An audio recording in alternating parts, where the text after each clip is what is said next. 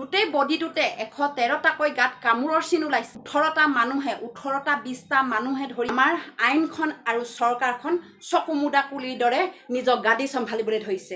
লাজ লাগিব লাগে এনেকুৱা উকিলৰো। 2 টকামান টকাৰ কাৰণে সেই বলৎকাৰীৰ ওপৰত উকালতি কৰি লাভ নাই। আমাৰ দেশখনে দুৰ্গা পূজা পাতিব নালাগে। আমাৰ দেশখনে নাৰীক প্ৰথম মৰ্যাদা দিব নালাগে।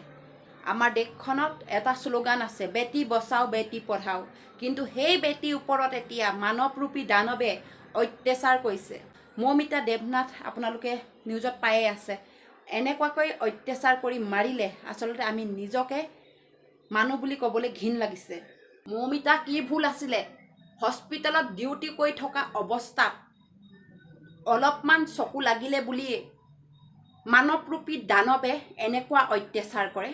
গোটেই বডিটোতে 113টাকৈ গাত কামোৰৰ চিন ওলাইছে। 18 বাৰকৈ 18টা মানুহে 18টা 20টা মানুহে ধৰি ধৰ্ষণ কৰিছে দলবদ্ধভাৱে। নিজে ভাবক তেতিয়াহ'লে 150 গ্ৰাম বীৰ্য পাইছে, তেতিয়াহ'লে কি কৰিছে সেই ছোৱালীজনীৰ লগত? আচলতে এই কথাখিনি শুনাৰ পাছত প্ৰত্যেকগৰাকী নাৰী কিন্তু গা নোম হিঞৰি উঠিছে। এই একাংশ মানৱৰূপী দানৱৰ পৰা কেতিয়াকে মহিলা সুৰক্ষিত হ'ব? আমাৰ চৰকাৰখনে, আমাৰ আইনখনে কেতিয়াকে আমাৰ নাৰী সুৰক্ষিত আইন আনিব? নিযুক মইনা আঁচনি, বেটি বচাও বেটি পঢ়াও, লাডলি আঁচনি, এইবিলাক কি মানে? এইবিলাক ছাইড কৰি থৈ দিয়ক। চৰকাৰ আৰু প্ৰশাসনক কৈছোঁ, এইবিলাক ছাইড কৰি থৈ দিয়ক। এইবিলাক আনি আপোনালোকৰ নিজৰ গাদীখন বচোৱাতকৈ আপোনালোকে ভাৰতৰ মহিলাৰ ওপৰত চকু দিয়ক। ভাৰতৰ মহিলা কেনেকৈ সুৰক্ষিত হয় তাৰ ওপৰত আপোনালোকে এখন আইন আনক। এই মানৱৰূপী দানৱহঁতৰ কাৰণে আজি আমাৰ ঘৰৰ পৰা বেটি বাহিৰলৈ ওলাব পৰা নাই। এই মানৱৰূপী দানৱহঁতৰ কাৰণে ঘৰৰ ছোৱালী ঘৰতে থাকিবলগীয়া হৈছে। কি ভুল আছিলে মৌমিতা? কি ভুল আছিলে নিৰ্ভয়া? এই মানৱৰূপী দানৱৰ কাৰণে কি ক'তো ওলাব নোৱাৰিব নেকি একাংশ মহিলা?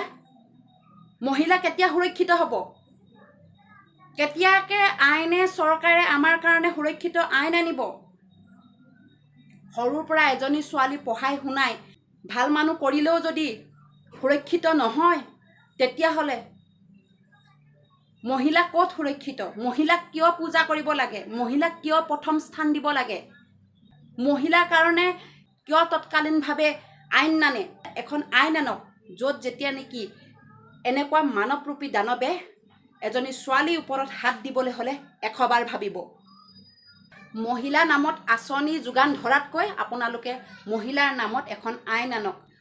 এনেকুৱা দানৱৰ পৰা কেনেকৈ হাত সাৰিব পৰা যায়, কেনেকৈ তৎকালীনভাৱে একশ্যন ল'ব পৰা যায়।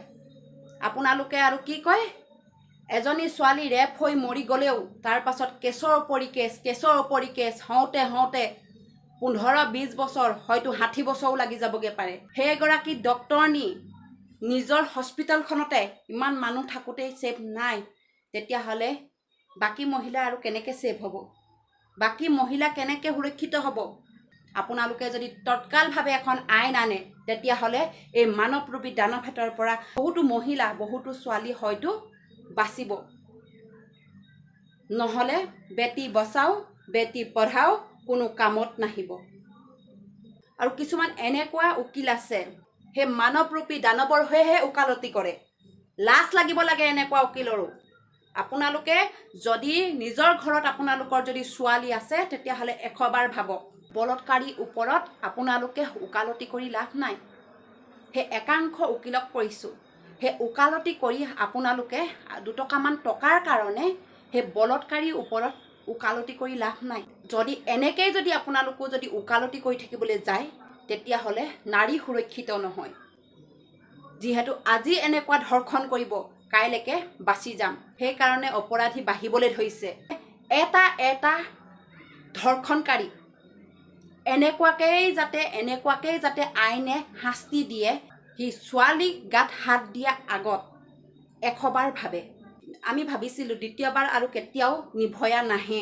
সেই নিৰ্ভয়া কিন্তু আমাৰ ভাৰতত প্ৰত্যেক দিনাই হৈ আছে।